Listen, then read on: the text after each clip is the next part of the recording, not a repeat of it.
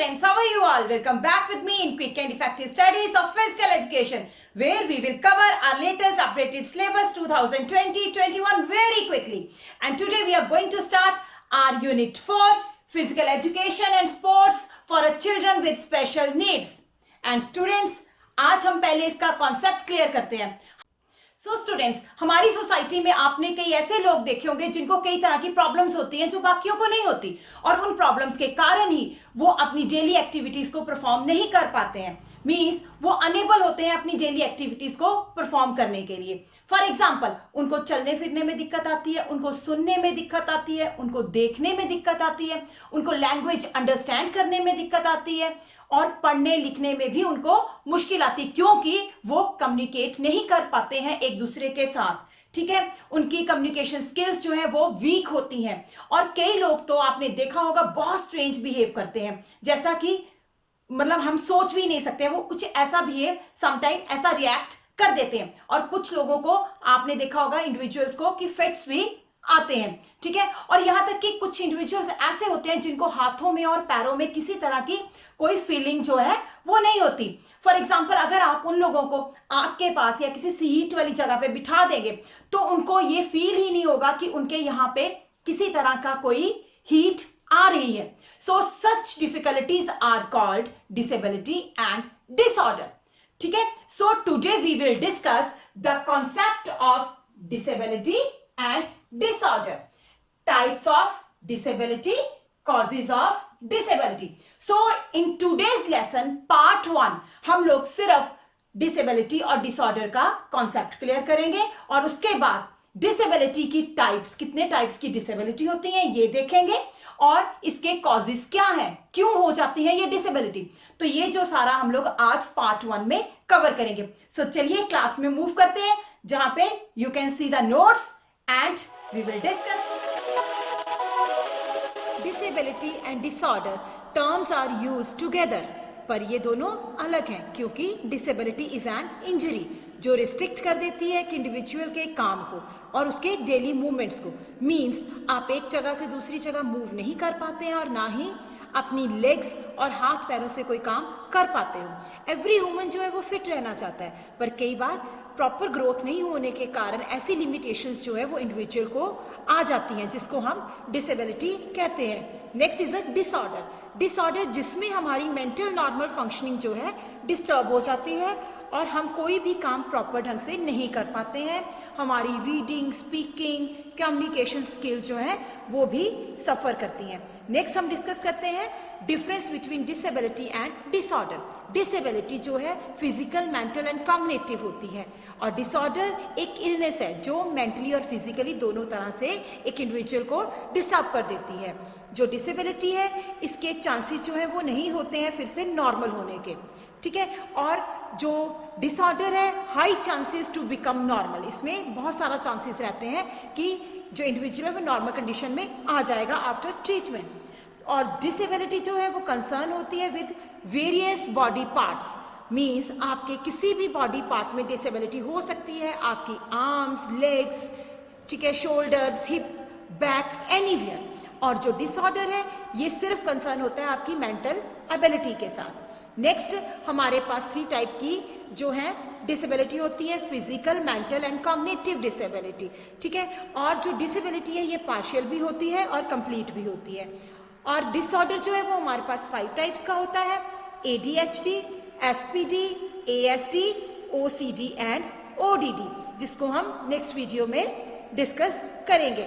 Next हमारे पास है types of disability. Disability की जो टाइप्स हैं, सबसे पहले आता है cognitive disability. When person has certain limitations in mental functionings, ठीक है, एंड इन कम्युनिकेशन स्किल्स. मतलब जो एक इंडिविजुअल है, ठीक है, जो कॉग्निटिव डिसेबिलिटी से सफ़र कर रहा है, उसकी कुछ लिमिटेशंस होती हैं काम करने की. वो क्या है, प्रॉपर कम्युनिकेट नहीं कर पाता है, किसी भी स्किल को बहुत अच्छे से परफॉर्म नहीं कर पाता है, वो बहुत स्लो हो जाता है अपनी जो स्किल्स हैं उनको परफॉर्म करने के लिए. ठीक है, वो सोशल स्किल्स नहीं कर पाता है, अपनी टेक केयर नहीं कर पाता है. तो ऐसी जो है जो प्रॉब्लम्स आती हैं कॉग्निटिव डिसेबिलिटी में. ठीक है, इसके सिम्टम्स क्या होते हैं, memory disorder, hyper activity and dyslexia. Next हमारे पास आता है इंटेलेक्चुअल डिसेबिलिटी। इंटेलेक्चुअल डिसेबिलिटी में इंडिविजुअल को सीखने की कैपेसिटी जो है उसकी बहुत कम हो जाती है, जिससे उसका IQ लेवल है वो भी बहुत कम रहता है और वो अपनी डेली एक्टिविटीज़ को मैनेज नहीं कर पाता है, उसे डिफ़िकल्टीज होती है अपनी डेली एक्टिविटीज़ को मैनेज करने में। ठीक है, इंटेलेक्चुअल जो फंक्शन की लिमिटेशंस होती हैं जैसे रीजनिंग, लर्निंग, प्रॉब्लम सॉल्विंग, ठीक है, अडेप्टेशन में भी प्रॉब्लम आती है, उसको कम्युनिकेट करने में भी प्रॉब्लम आती है, और सबसे बड़ी जो प्रॉब्लम उसको आती है वो है जजमेंट में।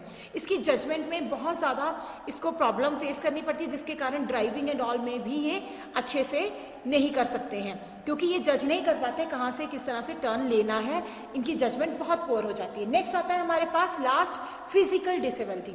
फिजिकल डिसेबिलिटी के जैसे नेम से ही क्लियर है, ठीक है, कि कोई जो इंडिविजुअल जो है अपना काम करने में अनेबल हो जाता है, मीन्स वो एक जगह से दूसरी जगह मूव नहीं कर पाता है, ठीक है, ज़्यादा देर तक एक जगह पे स्टेबल होकर काम नहीं कर पाता है, मीन्स उसके अंदर स्ट्रेंथ, स्पीड, इंड्योरेंस जैसे कंपोनेंट्स जो है वो बहुत कम हो जाते हैं, इसी को हम लोग फिजिकल डिसेबिलिटी कहते हैं।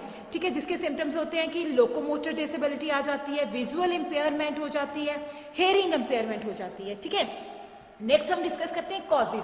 ऐसे कौन से कॉजेज हैं जिसके कारण जो डिसेबिलिटी हमें आ जाती है। तो सबसे पहले डिजीज आता है। ठीक है, disease is a sickness of body और द माइंड, ये दोनों की ही सिकनेस होती है। ठीक है, जो कई बार स्ट्राइक करती है आपके किसी भी बॉडी पार्ट को, ये स्ट्राइक कर सकती है सिकनेस जो है। ठीक है, और it can also effect persons mental and emotional health also. ठीक है, तो ये है कि कई बार इस तरह की जो डिजीज हो जाती है इंसान को, जो उसके इमोशनली और मेंटली भी उसको हर्ट करती है, तो ये भी डिसेबिलिटी का रीजन है। Next is accident. एक्सीडेंट जो है वो कहीं भी किसी के साथ भी हो सकता है, but accident causes a wide range of handicap, spinal damage and loss of limbs. ठीक है, जो कि डिसेबिलिटी का ही एक कॉज है। ठीक है, नेक्स्ट आता है माल न्यूट्रिशन। माल न्यूट्रिशन जो है हार्मफुल कंडीशन होती है जिसमें हमारी जो पुअर इनटेक होती है, ठीक है, पुअर इनटेक हम लोग लेते हैं, न्यूट्रिशन डाइट हम ले नहीं रहे हैं। ठीक है, और सिम्टम्स क्या होते हैं मल न्यूट्रिशन के, जैसे क्रैम्प्स हो जाना, डायरिया, वीकनेस, वेट लॉस हो जाना।